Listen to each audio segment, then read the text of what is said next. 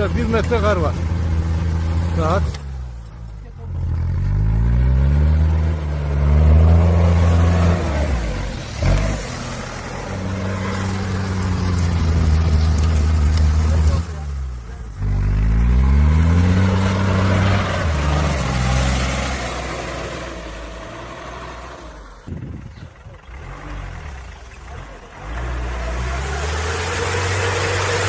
Hadi bakalım işte.